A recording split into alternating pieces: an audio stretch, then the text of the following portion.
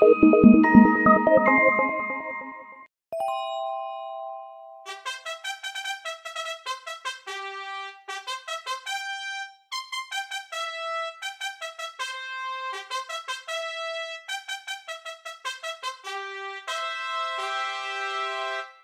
was once a vain emperor who just loved clothes. More than ruling his land wisely, he seemed interested only in changing into a new suit every hour. He would visit the theater and go out in his carriage so that the people would get to see his new suits every day. How he loved to show off his new clothes to all the people. Instead of discussing with his ministers the state of the kingdom, he was more interested in their opinion of his clothes. So, my dear ministers, what do you think of my new dress? Isn't it better than the one I wore yesterday? Your Majesty, it is absolutely wonderful. What a beautiful design. The stories of the emperor's love for clothes spread far and wide and reached the ears of two scoundrels. The cunning fellows landed up at the emperor's court one day and asked to meet the emperor. And what work do you have with the Emperor? He is a busy man and cannot be meeting everyone. Oh, we are very fine weavers, sir, and we can weave clothes like none other in the kingdom. We have heard that the Emperor loves clothes and have come to make him a suit with our beautiful cloth. The Emperor has got so many suits made of so many different cloths. What is so different in your cloth? Well, you see, our cloth is so light and delicate that it is almost invisible. In fact, it is visible only to those who are fit to do the jobs they are doing, and fools most certainly cannot see our cloth.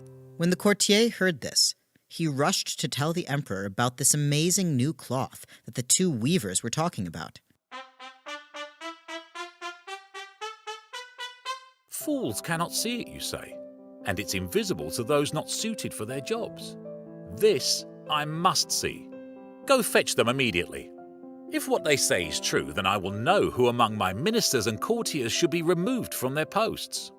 The courtier ran to bring the two weavers to the emperor. Come on, you two. The Emperor shall see you now, and your cloth better be as good as you claim it to be. The two weavers were presented before the emperor, where he sat with his ministers.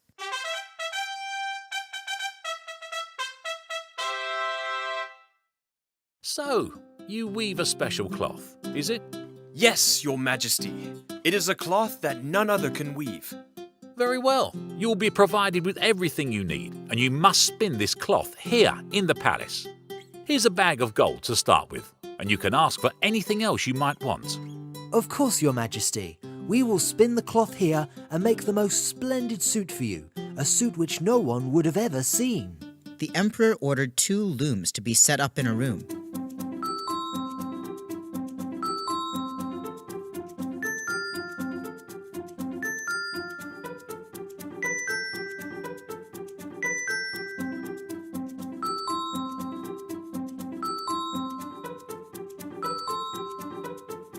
The weavers asked for golden thread and the finest of silks, all of which they hid away in their bags and pretended to be working away at the looms.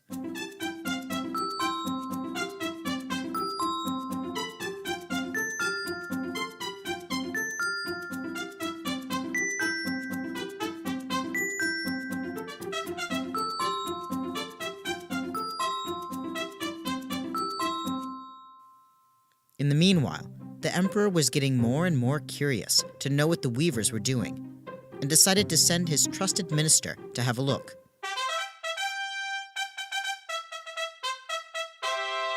Minister, you are one of my most senior ministers, and among the most sensible, so I know I can trust you and your judgment.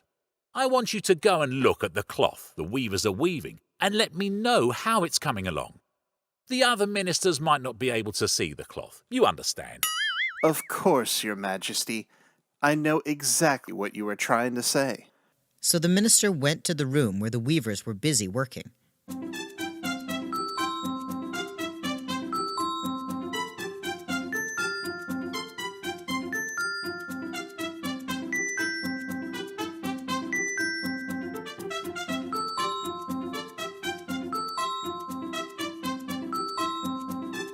Oh, come in, sir. Have a look at this beautiful and intricate design we have woven. And the colours, look how vibrant they are. Don't you like it, sir? We have worked really, really hard. Oh yes. I've never seen such beautiful workmanship. I must tell the Emperor.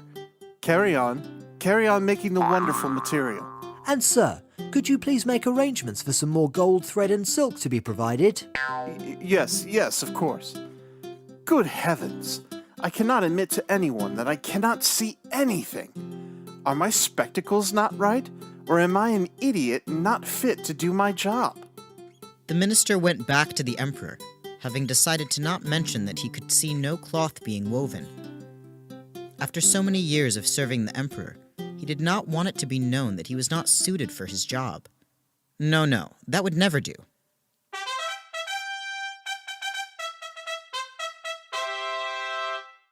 Well, Minister, what do you think of the cloth those weavers are working on? Oh, Your Majesty, I don't have words to describe it. The colors and design are like nothing I have ever seen. It is that good, is it? Do you think I should wear a suit of that cloth to the grand procession I shall be leading soon? Of course, Your Majesty. Everyone will be looking at you. The weavers continued pretending to work on the looms.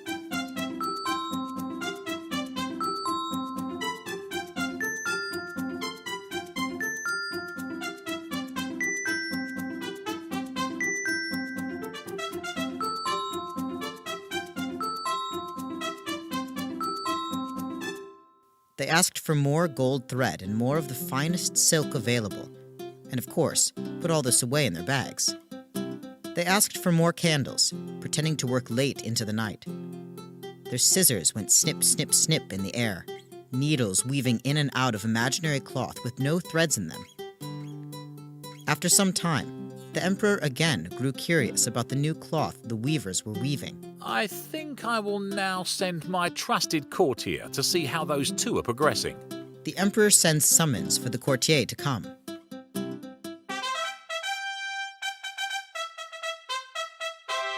Courtier, go and see how my new suit is coming along, and come back and tell me everything in detail. So the courtier made his way to the room where the weavers were busy on their looms.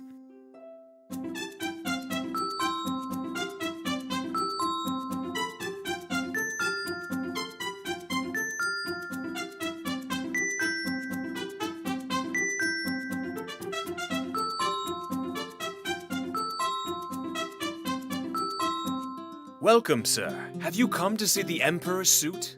We are sure neither you nor the Emperor will be disappointed. We are working very hard to make sure it is ready for the Emperor to wear for the procession. And how do you like it, sir?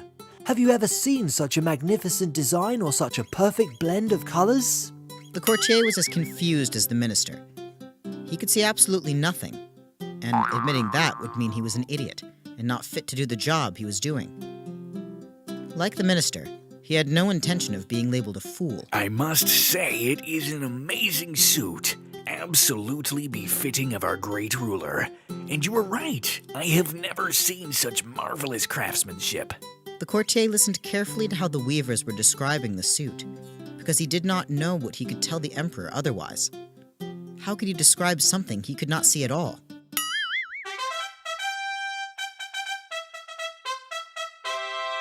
So, courtier, what do you think of the new suit?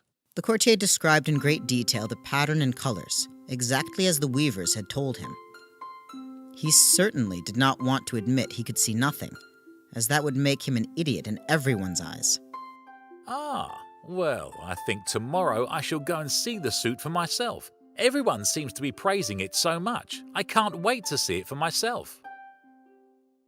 The next day, the emperor went to the room where the weavers were pretending to be busy weaving.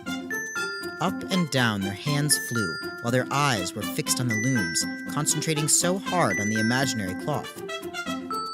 Oh, Your Majesty, we have been waiting to show you your new suit.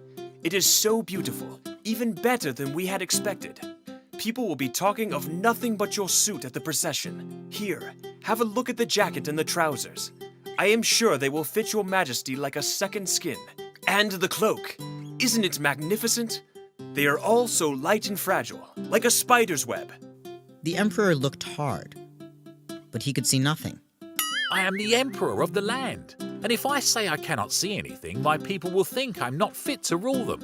That cannot happen. For fear of being considered a fool, the emperor also went along with what the others had said, and greatly admired the suit.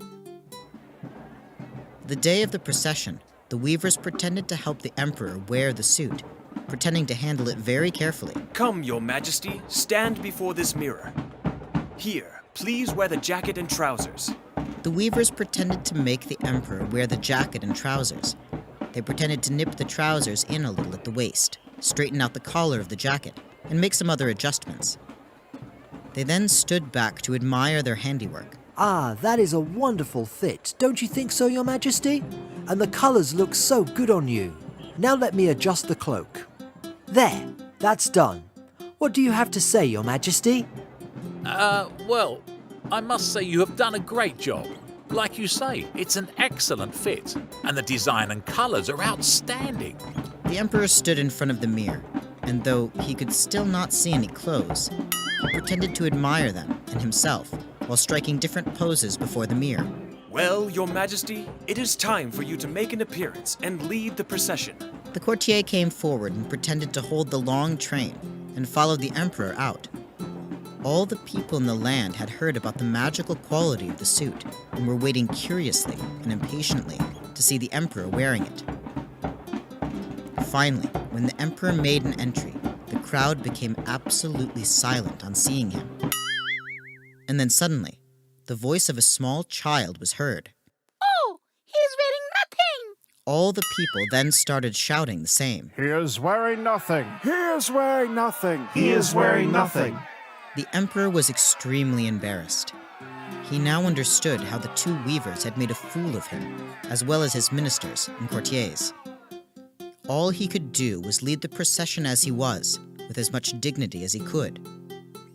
The weavers, of course, had already escaped with all the gold, thread, and silks the emperor had given them, and were never seen or heard of again.